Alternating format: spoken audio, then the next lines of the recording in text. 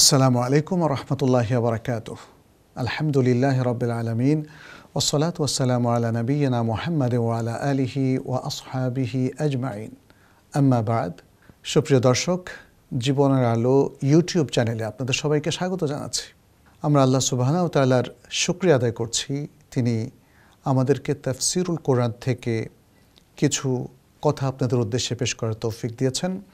আমরা আজকে সূরা আলে ইমরানের ২৮ নম্বর আয়াত আপনাদের উদ্দেশ্যে পেশ করব ইনশাআল্লাহ। প্রথমে তেলাওয়াত, শাব্দিক অনুবাদ, সরল বঙ্গানুবাদ এবং সংক্ষিপ্ত তাফসীর ও শিক্ষা। তাহলে আসুন শুরু করা যাক। আউযু বিল্লাহি মিনাশ শাইতানির রাজীম।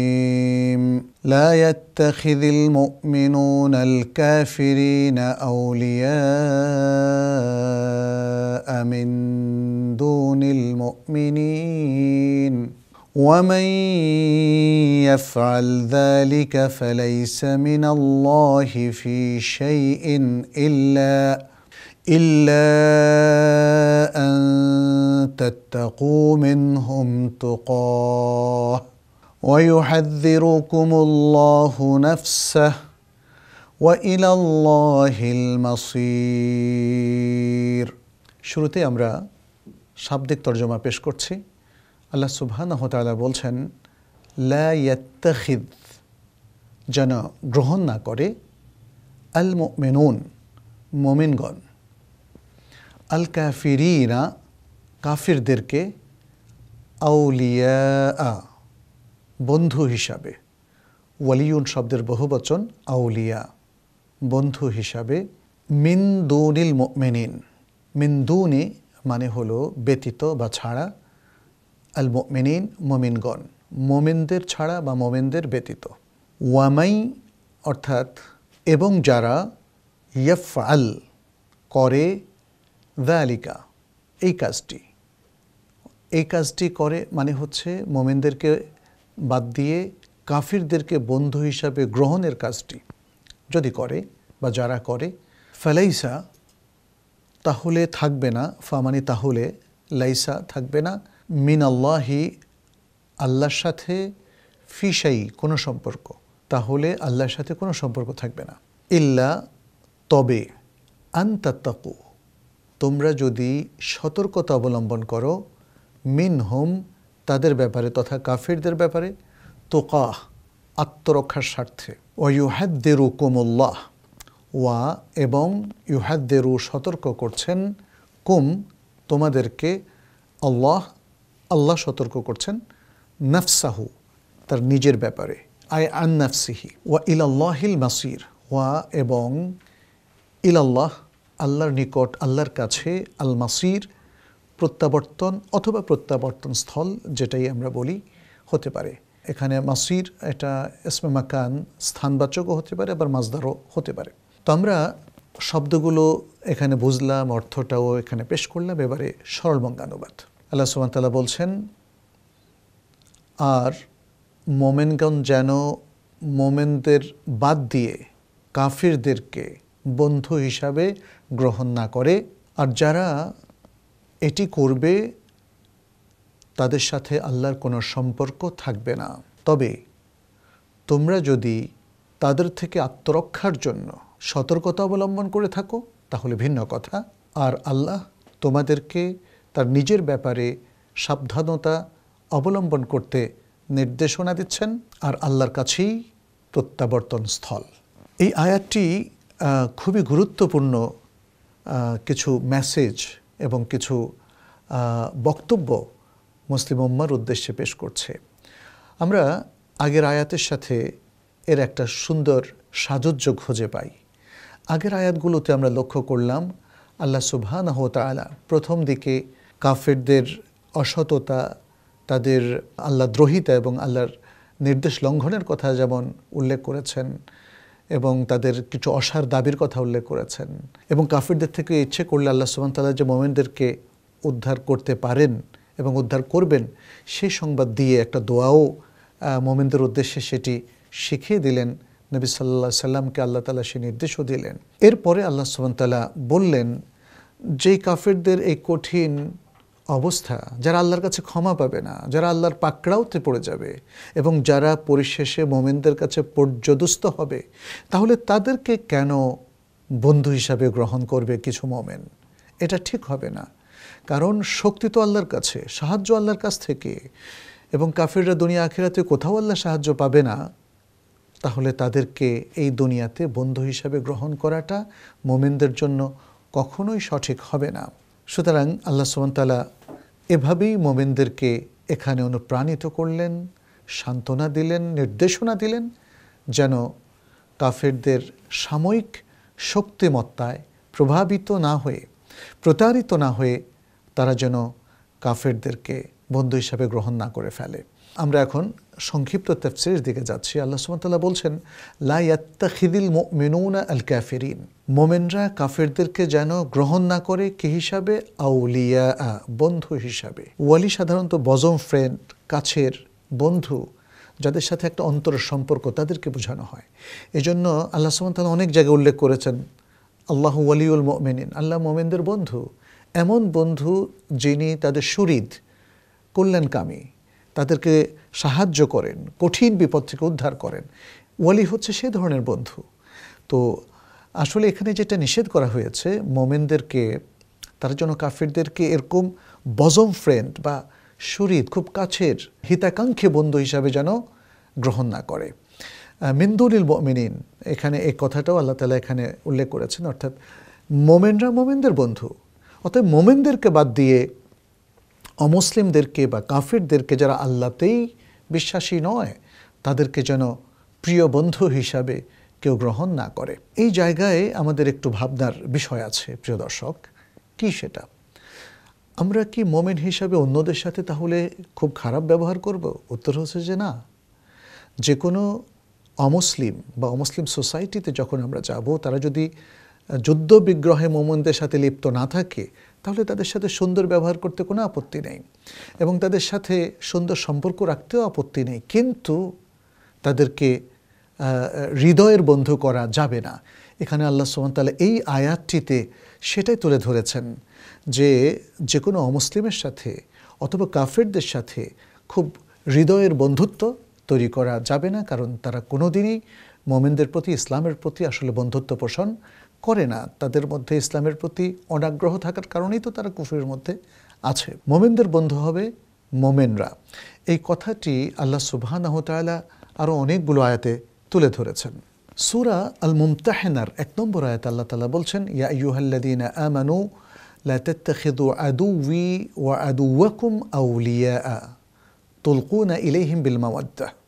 তো এই আয়াতে আল্লাহ সুবহানাহু ওয়া তাআলা বলছেন, হে ঈমানদার লোকেরা, তোমরা আমার শত্রু এবং তোমাদের শত্রুকে বন্ধু হিসাবে গ্রহণ করো না এমনভাবে যে তোমরা তাদের প্রতি ভালোবাসা প্রদর্শন করছো। তাহলে এখানে আল্লাহ তাআলা দেখেন, বন্ধু হিসাবে গ্রহণ করাটাকে ভালোবাসার সাথে কানেক্ট করে ফেলেছেন। তার মানে হচ্ছে মুসলিম অমুসলিম তাদের মধ্যে শুদ্ধ সম্পর্ক থাকতে পারে, এতে কোনো সমস্যা নেই, কিন্তু ওই ভালোবাসার সম্পর্কটা করা যাবে না। কারণ ভালোবাসার সম্পর্কের মধ্য দিয়ে আসলে একটা বিপর্যয় তৈরি হয় মুসলিমদের মধ্যে। অমুসলিমরা তাদের কৃষ্টি, কালচার, তাদের চিন্তা চেতনা সব কিছু এবং তাদের নাস্তিকতা সব কিছু মোমেনদের মধ্যে ঠুকিয়ে দেয় এবং এর ফলে মুসলিম সমাজে, মুসলিম জীবনে একটা বিপর্যয় দেখা দেয়। আমরা এর পাশাপাশি দেখি যে আল্লাহ সুবহানাহু ওয়া তাআলা আরও বেশ কয়েকটি আয়াতে একই কথা উল্লেখ করেছেন। যেমন সূরা আল মাইদার 51 নম্বর আয়াতে আল্লাহ সুবহানাহু ওয়া তাআলা বলছেন, ইয়া আইয়ুহাল্লাযীনা আমানু লা তাত্তাখিযুল ইয়াহুদা ওয়ান নাসারা আউলিয়া বা'দুহুম আউলিয়াউ বা'দ ওয়া মান ইয়াতাওয়াল্লাহুম মিনকুম ফাইন্নাহু মিনহুম। হে ঈমানদার লোকেরা, তোমরা ইহুদ এবং নাসারাদেরকে তোমাদের বন্ধু হিসাবে গ্রহণ করো না, তারা একে অপরের বন্ধু, আর তোমাদের মধ্য থেকে যারা তাদেরকে বন্ধু হিসাবে গ্রহণ করে তারা তাদের অন্তর্ভুক্ত বলে গণ্য হবে। খুবই কঠিন কথা প্রিয় দর্শক, আমাদেরকে একটু ভেবে দেখতে হবে কেন। আমার মনে হয় বর্তমান বিশ্বের চালচিত্র বিশ্লেষণ করলে এটা আমাদের সামনে স্পষ্ট হয়ে যাচ্ছে। আল্লাহ সুবহানাহু ওয়া তাআলা একটা বাস্তবতাকে সামনে রেখেই এই বিষয়টা আমাদেরকে নির্দেশ হিসাবে দিয়েছেন। ইহুদি, নাসারা, মুসলিম সবাই তো মানুষ, আল্লাহ মানুষের মধ্যে বৈষম্য করেননি। কিন্তু যারা আল্লাহর দ্বীনকে মিটিয়ে দিতে চায়, যারা আল্লাহর দেয়া কালচারকে ধ্বংস করে দিতে চায়, তাদের ব্যাপারে আসলে এই আয়াতগুলোতে আল্লাহ তাআলা সতর্ক করছেন। এরকম আরও অসংখ্য আয়াত আমরা পাবো যেখানে আল্লাহ তাআলা বলছেন মোমেনরাই মোমেনদের বন্ধু, ইমানদাররাই ইমানের কাছের মানুষ। আর যারা ইমান থেকে দূরে অবস্থান করছে, কুফরি করছে অথবা শিরকে লিপ্ত কিংবা যারা নাস্তিকতায় লিপ্ত, এই মানুষেরা মোমেনদের কাছের বন্ধু, ভালোবাসার পাত্র কখনই হতে পারে না। তবে মোমেনরা ভালো মানুষ হিসাবে সবার সাথে সুন্দর আচরণ করবে, তাতে কোনো সমস্যা নেই। আমাদের মনে হয় এই ব্যাপারে আল্লাহ সুবহানাহু ওয়া তাআলা এই যে এই আয়াতটিতে দেখেন বারবার সতর্ক করছেন, সে বিষয়টা আমাদের মনে রাখতে হবে। এখানে একটা বিষয় লক্ষ্য করার বিষয়, আর সেটি হচ্ছে আল্লাহ সুবহানাহু ওয়া তাআলা যখন বললেন ওয়ামান ইয়াফআল যালিকা ফালাইসা মিনাল্লাহি ফি শাই, এটা একটা বড় ধরনের ওয়াঈদ, একটা সতর্ক বার্তা, একটা হুমকি। যারা কাফেরদেরকে, অমুসলিমদেরকে অথবা ইসলামের শত্রুদেরকে যারা বন্ধু বানাবে, আল্লাহর সাথে তাদের কোনো সম্পর্ক থাকবে না। এটা ভয়ঙ্কর একটা হুমকি। তাহলে তাদের কি দশা হবে? দুনিয়া আখিরাতে তাদের পরাজয় এবং বিপর্যয় ছাড়া আর কোনো পথ থাকবে না। এখানে আরেকটি বিষয় আল্লাহ সুবহানাহু ওয়া তাআলা উল্লেখ করছেন, তিনি বলছেন ইল্লা আন তাত্তাকু মিনহুম তুকা। এই কথাটা বলে তিনি আরেকটা এক্সেপশনাল বিধান উল্লেখ করছেন। এখানে আল্লাহ সুবহানাহু ওয়া তাআলা আরেকটা বিষয় উল্লেখ করলেন, সেটা হলো ইল্লা আন তাত্তাকু মিনহুম তুকা, তবে যদি তোমরা আত্মরক্ষার্থে তাদের ব্যাপারে সতর্কতা অবলম্বন করো। এই অবস্থাকে আল্লাহ সুবহানাহু ওয়া তাআলা বলছেন এই সময় তাদের সাথে যে কোনো বন্ধুত্বপূর্ণ সম্পর্ক করা যাবে।